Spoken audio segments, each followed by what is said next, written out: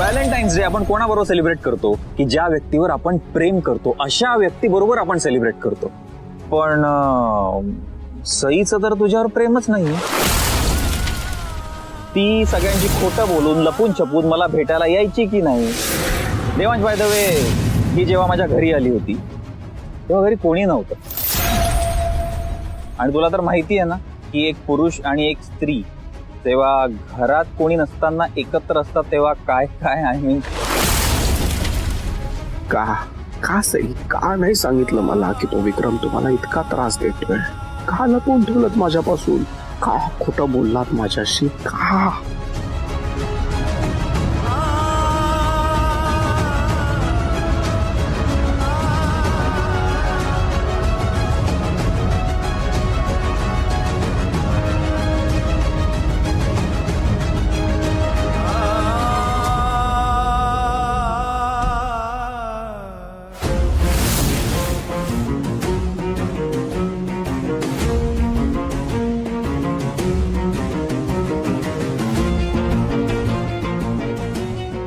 मला कळतंय देवांश, मी तुमच्याशी खोटं बोलले म्हणून तुम्ही हर्ट झालाय. मी एकटीच विक्रमला सामोरी जात होते, त्याचा सगळा छळ एकटीने सहन करत होते. हे नाही पटलंय तुम्हाला. पण फक्त एकदा माझं बोलणं तरी ऐकून घ्या. तुम्हाला पटेल माझं म्हणणं.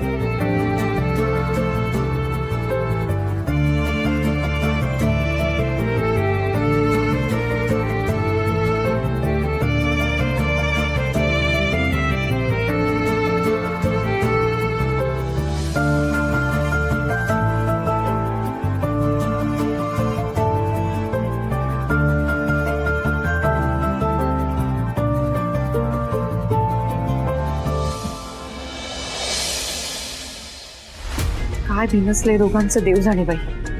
कशाला बोलवलं असेल सगळ्यांनी इथे? अगं बहिणीला काहीतरी इम्पॉर्टंट बोलायचं असेल. येईल ती. तेच काही ती आली असती तर. सई, काय झालं बाळा? हा, काय झालंय काय? म्हणजे तू सगळ्यांना इथे का जमवलंस? देवांश काल चिडला त्याबद्दल बोलायचं का बाळा? दादा चिडला होता. पण वहिनी, काल तर तुम्ही डेटवर गेला होतात ना. हे लोक जेव्हा ट्रिपला जातात काही ना काही प्रॉब्लेम होतोच. पण ओमी, सई, सांग ना बाळा, तुझ्या हाताला काय लागलं ते सुद्धा सांगितलं नाहीस तू. काल म्हणालीस की आपण उद्या बोलूया. मला आता खरंच काळजी वाटायला लागली. रात्रभर माझ्या डोळ्याला डोळा लागला नाही ग. हो ना, जानकी रात्रभर जागी होती. मी सकाळी उठून मॉर्निंग वॉकला गेलो, बघतो तर देवांश आपला गार्डन मध्ये झोपलेला. मी त्याला उठवून विचारलं, म्हटलं काय झालं, तर एक शब्द न बोलता आपल्या रूम मध्ये निघून गेला. सई बेटा, तुमच्या दोघांमध्ये नक्की काय बिनसलंय? आई बाबा, मला माहितीये तुम्हाला खूप सारे प्रश्न पडले आणि तुमच्या सगळ्या प्रश्नांची उत्तर मी देणार आहे, पण त्याआधी एक खूप महत्वाची गोष्ट घडणार आहे आणि त्यासाठी सगळ्या जहागीरदारांनी इथं असणं खूप गरजेचं आहे. काय? हो, मी देवांशला बोलावलेलं आहे. नाही, मी देवांश बद्दल नाही बोलते बाबा. ते काय झालं बाबा? अरे, सईला आपल्याशी काहीतरी बोलायचंय. पण मला नाही बोलायचं ना त्यांच्याशी.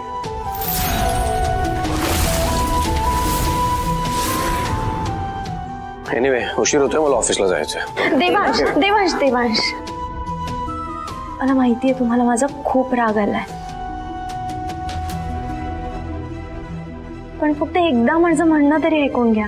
काल घडलेल्या गोष्टीवर नाही बोलायचंय मला. आजचा विषय खूप वेगळा आणि महत्वाचा आहे. वेगळा विषय?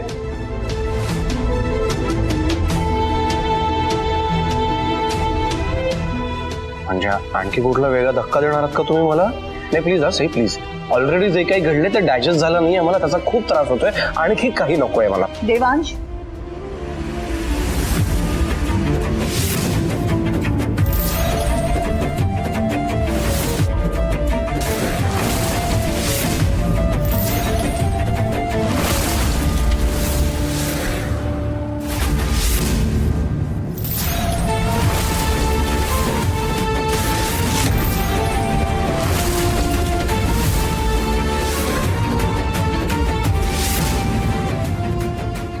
या मॅडम काय करताय तिथे?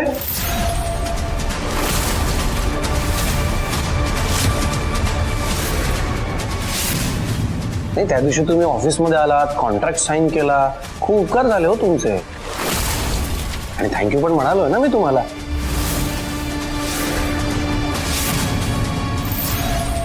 मला आता काही गैरसमज झालाय का की तुम्ही आमच्याशी परत संबंध ठेवू शकता म्हणून? Sorry, I am so sorry. आम्हाला तुमच्याशी कुठलेच संबंध ठेवण्यात इंटरेस्ट नाहीये. थँक्यू. मलाही तुमच्याशी संबंध ठेवण्यात काहीही इंटरेस्ट नाही.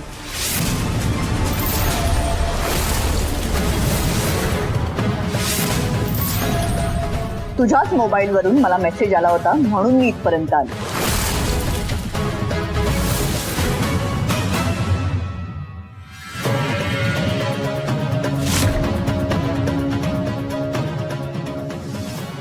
मॅडम थांबा. देवांशच्या नंबरवरून मी मेसेज केला होता तुम्हाला.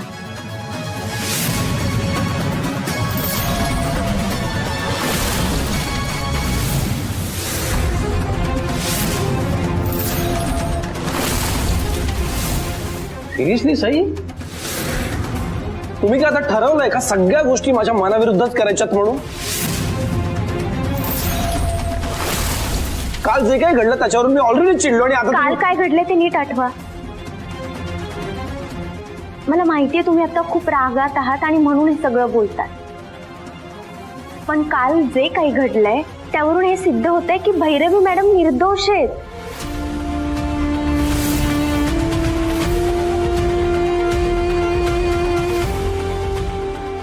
देवांश, आता मॅडम दारात उभ्या आहेत, त्यांना असं ताटकळत उभं ठेवणं बरोबर नाहीये. मॅडम प्लीज तुम्ही आत या ना. एक मिनिट, काय चाललंय काय? आणि काल काय घडलं ते कोणीतरी मला सांगेल का? खरंच सई, आम्हाला काहीच कळत नाहीये. आम्हाला जरा नीट सांग, काय सुरू आहे हे सगळं? हो सांगते सगळं काही सांगते. काल जेव्हा देवांशने मला बाहेर भेटायला बोलवलं तेव्हा तिथे विक्रमही आला होता.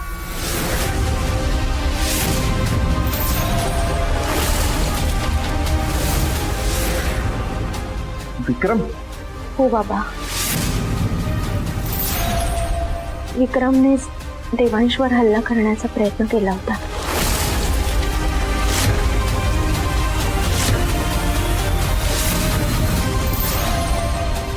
काल जेव्हा आम्ही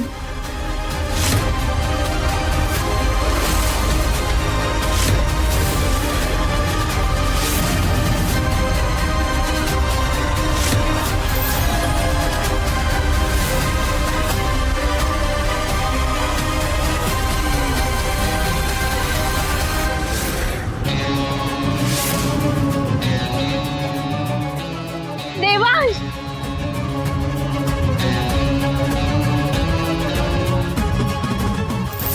आणि गेल्या काही दिवसात आपल्या घरावर खूप संकट येत आहे. देवांश किडनॅप झाले होते. भैरवी मॅडमना पण घर सोडून जावं लागलं. आम्ही अलिबागला गेलो होतो तेव्हा आमच्यावर हल्ला झाला आणि या सगळ्या मागे दुसरं तिसरं कोणी नव्हतं तर फक्त विक्रम होता.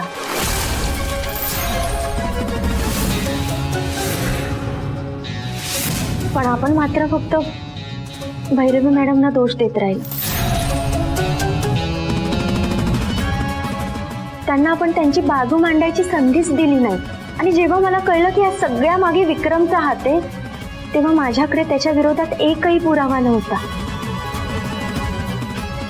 म्हणून मला त्याच्याशी मैत्रीचं नाटक करावं लागलं. मला माहितीये मी तुमच्याशी खोटं बोललीये. काही ना काही कारण काढून विक्रमला भेटत राहिले पण माझ्याकडे दुसरा काही पर्यायच नव्हता.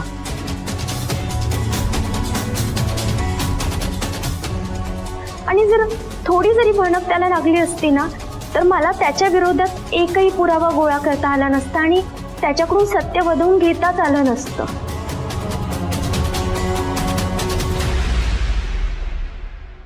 हे सगळं मला माहित होतं देवा.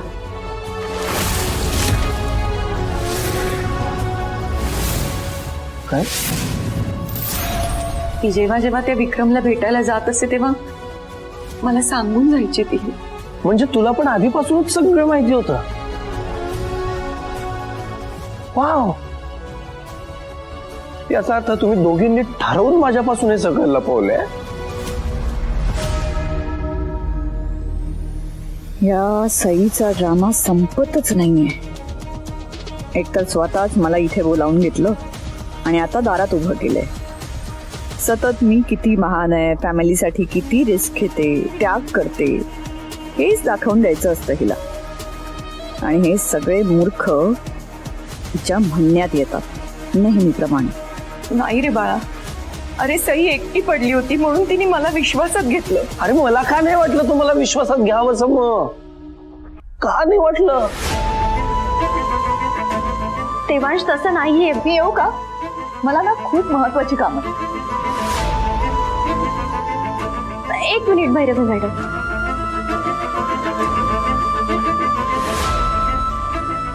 एकच मिनिट. मला तुम्हा सगळ्यांना काहीतरी दाखवायचं. प्लीज एक मिनिट मॅडम.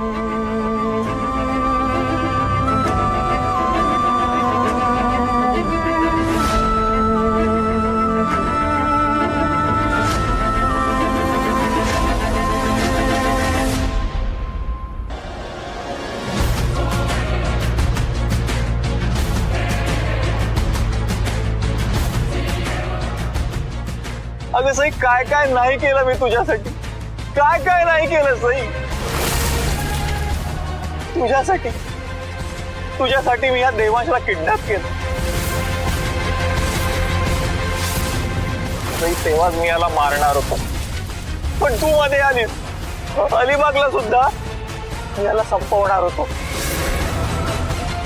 किती ग सई, किती किती तुझ्या कलेला घेऊ मी. किती मी तुला घाबरवलं, तू नाही ऐकलंस. या देवांशला मारण्याची धमकी दिली, तू नाही ऐकलंस सई.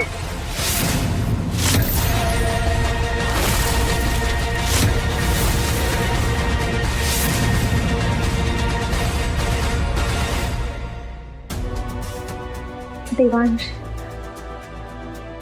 तुम्हाला माझा राग येणं स्वाभाविक आहे. तुम्ही माझ्यावर चिडा, ओरडा, मला हवं तर भांडणही करा माझ्याशी. पण आता मॅडम दारात उभ्या आहेत ना. तुम्हाला वाटलं होतं ना या सगळ्या प्रकरणामागे भैरवी मॅडमचा हात आहे.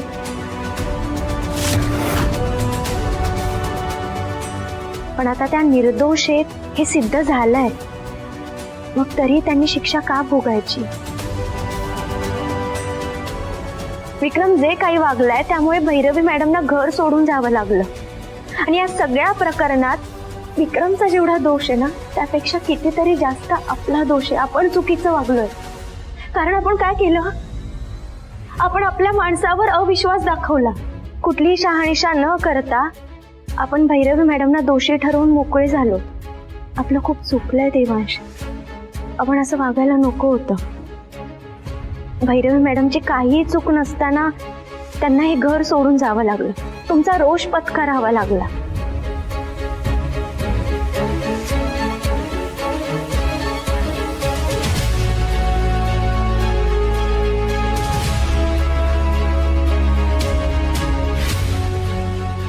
खरं तर आपण मॅडमचे गुन्हेगार आहोत.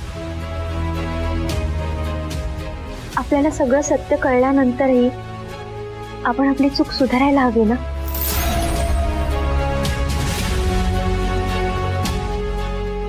आपण मॅडमला मानाने त्यांच्या घरात परत बोलवायला हवं. मॅडम प्लीज या ना घरात.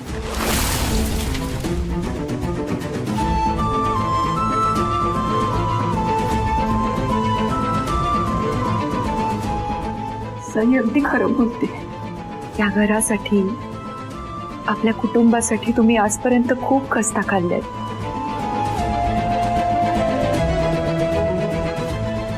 तुम्ही आहात म्हणून हे घर आहे. देवांचं चुकलं ताई. त्याच्या वतीने आम्ही सगळे तुमची माफी मागतो.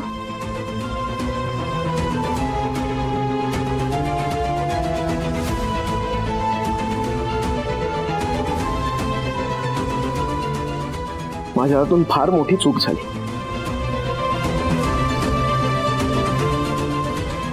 पण आता जे काही घडलंय ना, ते दुरुस्त करता येणार नाही.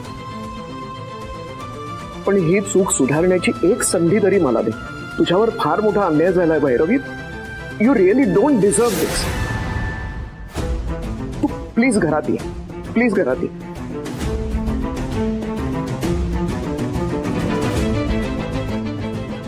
आत्या, आमचं खरंच चुकलं. प्लीज आम्हाला माफ कर. हो आत्या, आम्ही खरंच तुला खूप मिस केलंय ग. सॉरी. प्लीज ये ना घरात.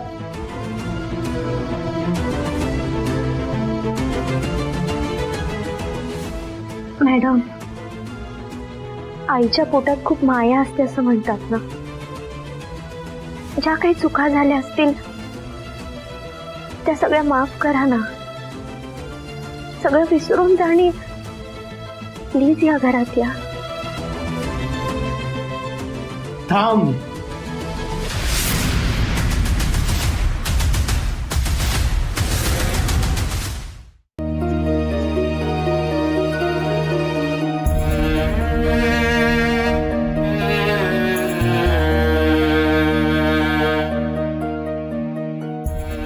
चुकलो.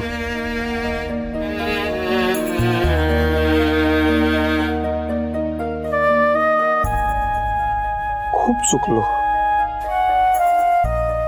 खूप मोठा गुन्हा केलाय मी.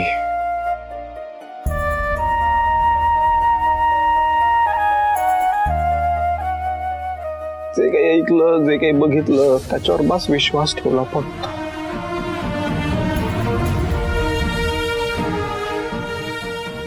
सॉरी.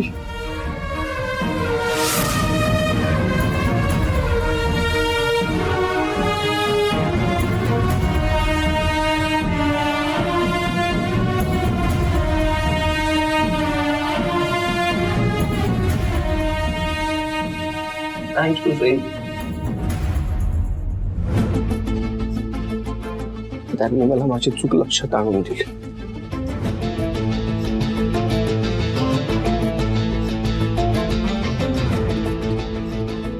प्लीज घरात परत ये. प्लीज. No Bhairavi, weight.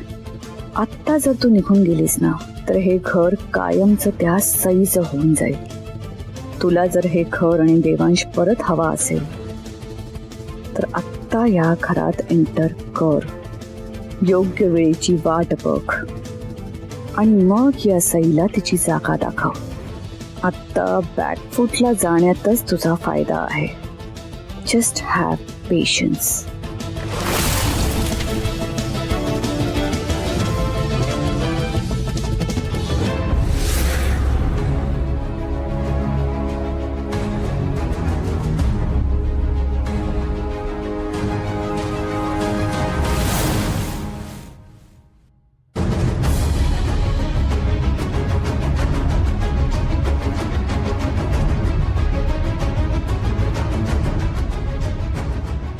थांबा.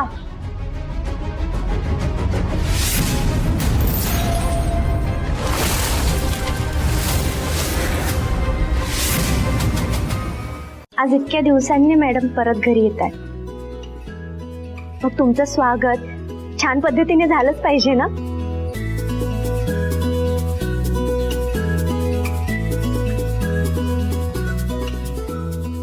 मॅडम, मी तुम्हाला वचन दिलं होतं. मी तुम्हाला निर्दोष सिद्ध करून परत मानाने या घरात घेऊन येईन म्हणून, आणि आज मी माझं वचन पूर्ण केलं.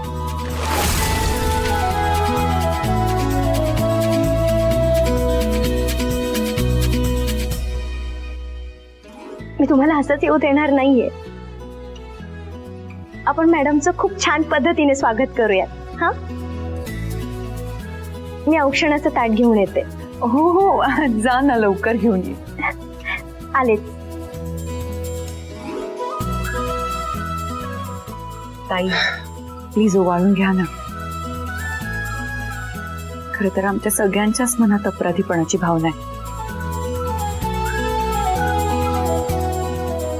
पण तुम्ही जर ओवाळून नाही घेतलत ना, तर आम्हाला असं वाटेल की तुम्ही अजूनही आमच्यावर चिडलेल्याच आहात. हो, आय नो तुला नाही आवडत हे सगळं, पण आता सगळ्यांची इच्छा आहे ना. सगळ्यांच्या इच्छेखातीर करून घ्या ना ऑप्शन प्लीज.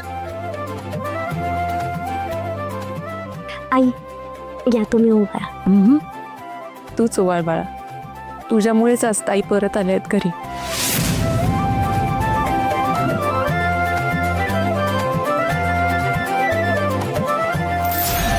ताई, चप्पल काढा ना जरा. औक्षण करते ना. नाही म्हणजे मला माहितीये की तुम्हाला हे सगळं आवडत नाही, पण औक्षण करताना चप्पल घालायची नसते. म्हणजे कसं आहे, बाहेरची नकारात्मक शक्ती घरात येत नाही. तुमच्या रूपाने कितीतरी दिवसांनी आपल्या घरात आनंद परत आलाय. त्यावर आता कुठल्याच संकटाचं सावट नको यायला.